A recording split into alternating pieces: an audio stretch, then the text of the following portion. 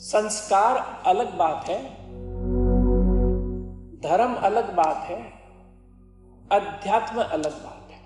तीनों अलग अलग चीजें। संस्कार जो हमें बचपन से सिखाया जाता है, ये करो ये मत करो, अलग अलग परंपराओं के अलग अलग संस्कार हैं। हम जैनी है तो हमारे अपने संस्कार हैं, कोई इस्लाम धर्म में पैदा हो तो उसके अपने संस्कार हैं, कोई क्रिश्चियन धर्म में हो तो उसके अपने संस्कार हैं। और हमारा तो पुनर्जन्म होता है, जरूरी नहीं है अगले जन्म में हम जैन परिवार में जन्म लेंगे। इस्लाम में भी ले सकते हैं, क्रिश्चियन में ले सकते हैं, फिर वहां के मापदंड अलग हैं, वहां के वैल्यूज अलग हैं, वहां के संस्कार अलग हैं। संस्कार बदलते रहते हैं। संस्कार एक प्रोग्रामिंग है बच्चे,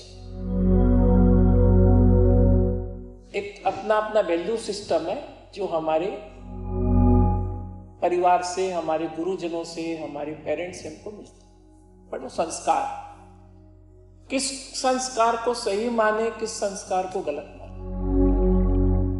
तो संत कहते हैं संस्कार को केवल संस्कार समझो, न गलत मानो न सही मानो।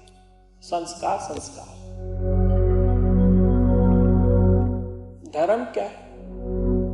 धर्म का व्यवहारिक अर्थ होता है हमारा कर्तव्य।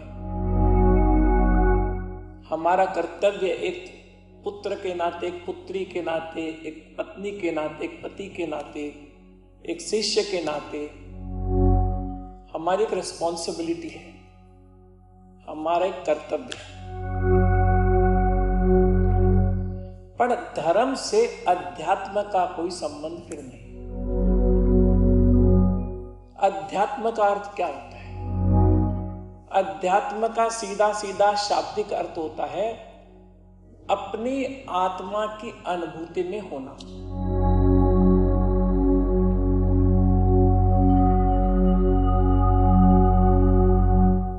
आम तौर पर हम अपने मन की अनुभूति में जीते हैं, इसलिए मन सुखी तो हम सुखी, मन दुखी तो हम दुखी, मन चंचल तो हम चंचल। हम कहते हैं हम चंचल हो रहे हैं, हम दुखी हो रहे हैं, हम सुखी हो रहे हैं। न तो हम दुखी हो रहे हैं, ना हम सुखी हो रहे हैं, ना हम चंचल हो रहे हैं। हमारा मन दुखी हो रहा है, सुखी हो रहा है, चंचल हो रहा है। जैसा मन होता है, we identify ourselves with our state of mind. हम, क्योंकि हमने अपने आप को मन ही समझ रखा है।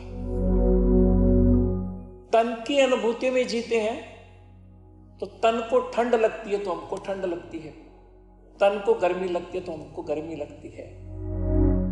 तन बीमार होता है तो हम बीमार हैं, तन की मृत्यु होती है तो हमारी मृत्यु होती है। हमारी मृत्यु नहीं होती है, चूंकि हम अपने आप को शरीर समझ रखे हैं।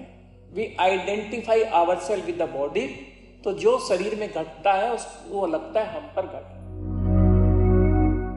इसलिए गुरुदेव महाप्रज्ञ जी ने कहा कि अध्यात्म का पहला चरण है, वो है कायोत्सर्ग के बाद जो भेद विज्ञान की अनुभूति है।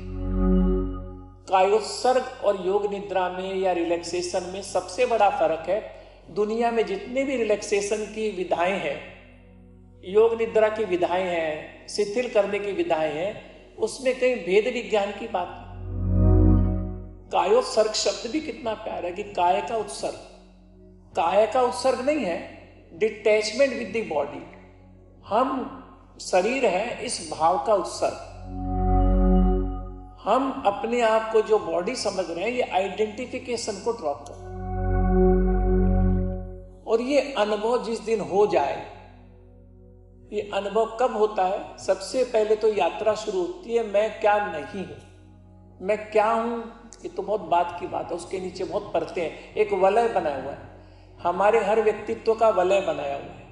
तन का वलय है, मन का वलय है, ज्ञान का वलय है, समाज का वलय है, अपने अहम का वलय है। ज्ञान भी एक वलय है, परते चढ़ी, अनंत परते उस पर चढ़ी, एक एक परत को कम करते जाओ तो अंत में जो रहेगा, जे कृष्णमूर्ति कहते थे जीवन में अनावश्यक को हटाते जाओ, हटाते जाओ, हटाते जाओ। जो भी लगी अनावश्यक है उस परत को हटाते जाओ। अंत में केवल दो चीज बचेगी, अंत में केवल ध्यान बचेगा और आपकी आत्मा बचेगी कि मुझे संतुलित जीवन जीना है। ऐसा नहीं है कि आप घर चले जाएं तो एकदम इंट्रोवर्ट ही हो जाएं, एकदम अंतर्मुखी हो जाएं, व्यवहारिकम हो जाएं। जीवन में संतुलन आए, जीवन में एक बैलेंस आए। परिवार के लिए भी खपे तो अपने लिए भी खपे। अगर बहिर्मुखी है तो अंतर्मुखी भी हो जाए और ये स्पष्ट हो जाए, जिसको सम्यकत्व कहते हैं। सम्यकत्व का व्यवहारिक अर्थ ये है कि ये स्पष्ट हो जाए कि जीवन में क्या मुख्य है, क्या गौण है। गौण को भी करना है मगर ये जानते हुए करिए कि गौण है। ऐसा नहीं है केवल मुख्य का, गौण को भी ये जानते हुए करिए कि ये गौण है मगर करना है, ये भाव रहे। उसके साथ वही स्थिति, मन स्थिति बनी रहे। और अध्यात्म में कैसे हम अग्रसर हों, ध्यान जीवन में कैसे उतरे, सम्यकत्व कैसे उतरे,